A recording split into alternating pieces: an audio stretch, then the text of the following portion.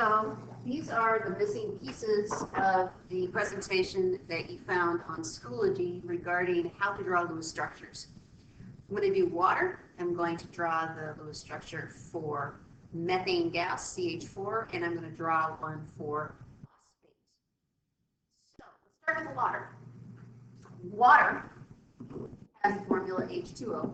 At this point in the game, I'm always going to give you the formula because you don't know how to translate the name to the formula quite yet. Water has 2 hydrogens. I have to look at that periodic table and decide how many valence electrons hydrogen will come in with. And the answer to that is 1 valence electron. Oxygen, I've got 1 of them here, and that's going to come in with 6 valence electrons.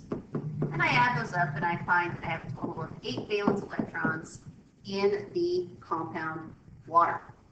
So the next step is to decide which element is going to go into the center. The element that is by itself will be the one that will be in the center, and then you're going to divide up the other atoms around the central atom. So I'm going to put oxygen in the center. At this point, I don't care how you distribute the hydrogens, as long as there's 1 on each side, because molecules like symmetry.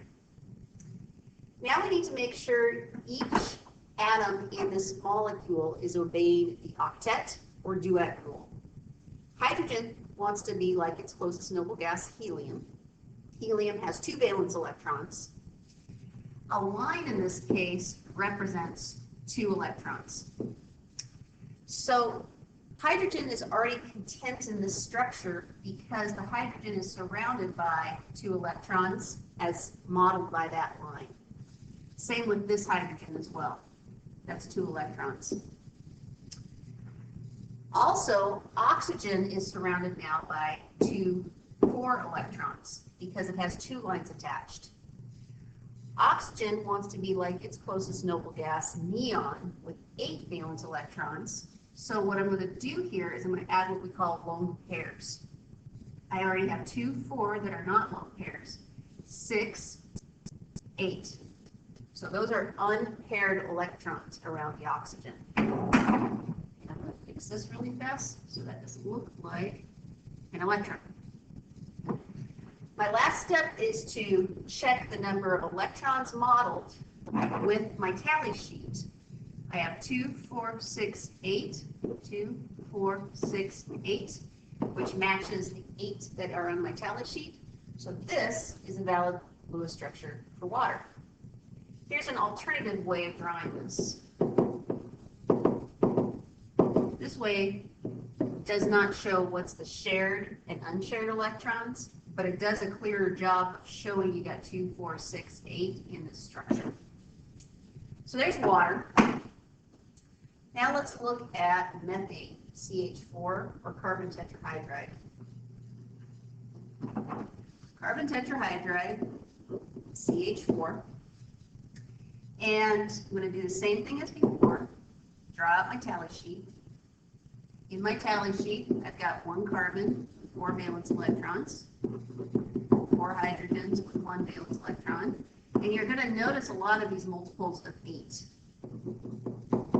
because 8 electrons make a full shell of an atom. I'm going to put carbon in the center, and molecules like symmetry.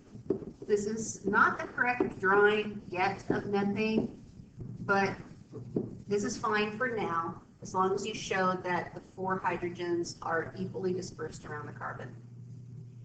This is a done Lewis structure.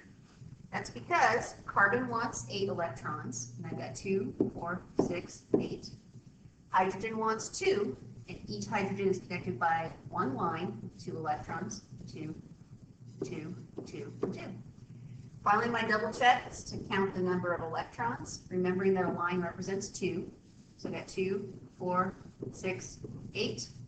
That matches the number of valence electrons. I'm good to go. Those are the 2 simplest examples. Let's move on to phosphate.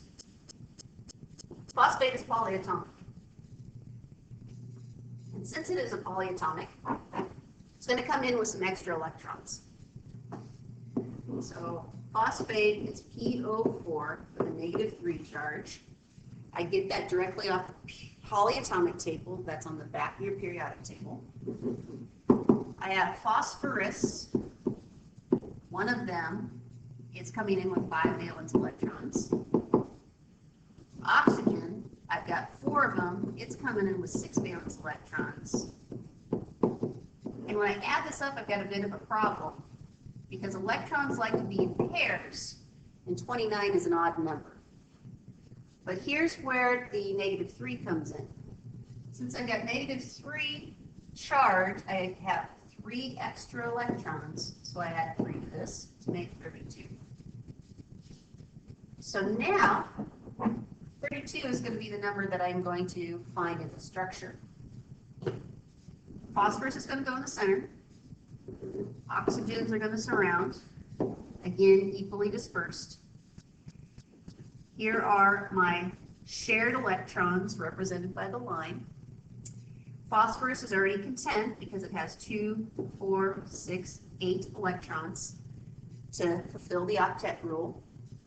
Oxygen has 2 right now, so it gets 2, 4, 6, 8